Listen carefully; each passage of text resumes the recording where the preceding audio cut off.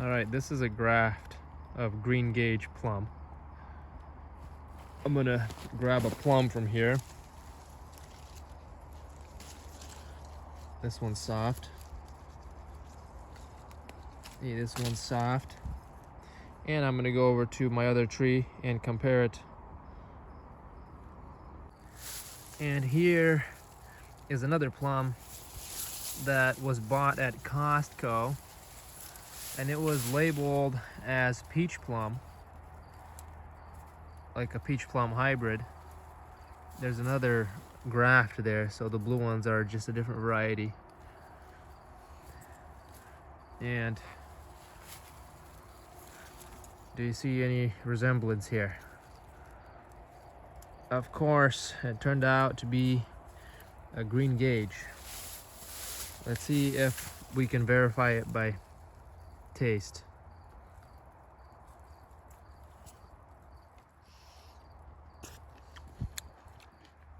Ooh, extremely sweet.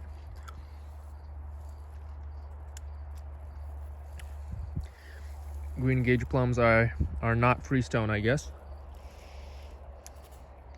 Not freestone, but extremely sweet. Sweeter than Italian prune. Wow. And very good flavor. It has some complexity to it.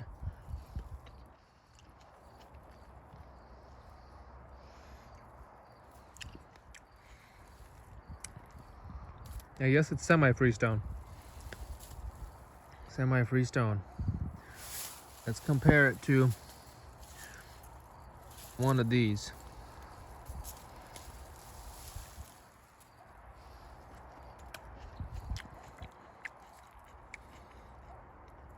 This one's not even close to the same juiciness.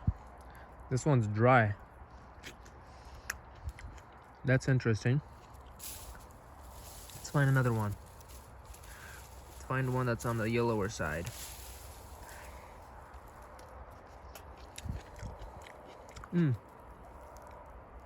These are dry, and these are freestone.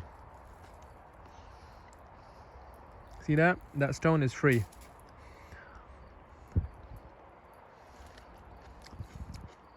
This is closer to a prune type of taste.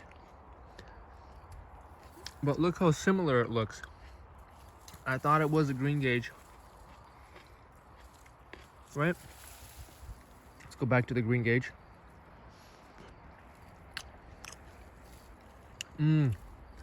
Much juicier, much more intense flavors.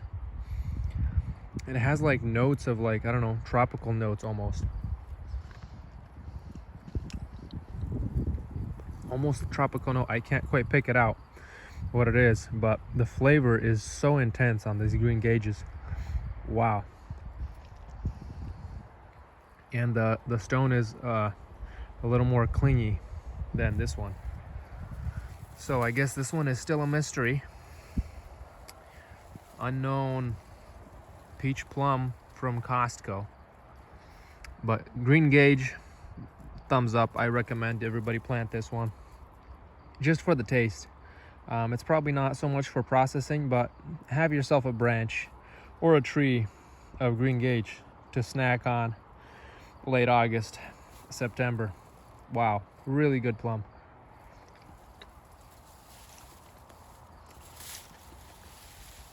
This one could probably be used like a prune. Rip them open, dry them up. Rip them in half. Pull the stone out. Lay it out to dry. Yellow style prune.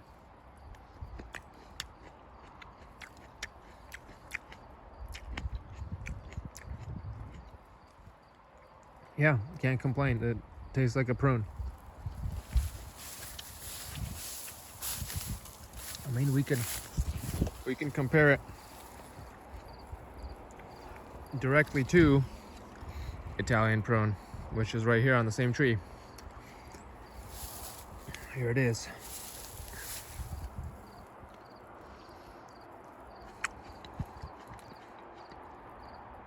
Italian prune still tastes better though. A little bit better. Freestone. All the good stuff. Can't go wrong with Italian prune, guys. Just by how versatile it is. Tastes really good. You can eat them fresh. You can can them, dry them, juice them, whatever you want. Rip them open, dry them up. I guess since I'm here, let's taste this one. This is a Ukrainian variety called Nenka.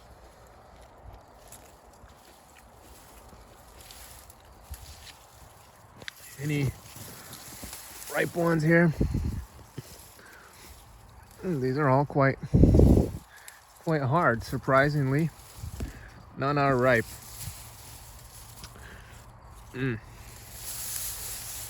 That's cool. That's cool. A late ripening prune. It's also kind of small. I'll probably just do a separate video on this one later then. But I suppose I'll try one a little on the greener side.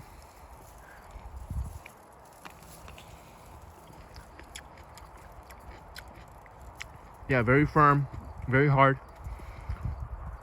It's gonna be just like a prune, smaller. Freestone.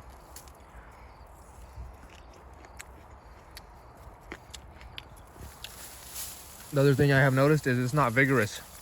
So this would probably be like a dwarf tree, even grafted to a full-size rootstock. But this is not conclusive evidence. It's a multi-grafted tree, so perhaps if this was grafted up top, it would maybe be more vigorous. Although initially all these grafts were grafted and they were all the same size, but some ended up taking over. You can see the difference in vigor of different varieties. This whole branch just took over. That's Rumiana Zorka. Italian prune is quite vigorous. Just went up there. So, all right, that's it for this video.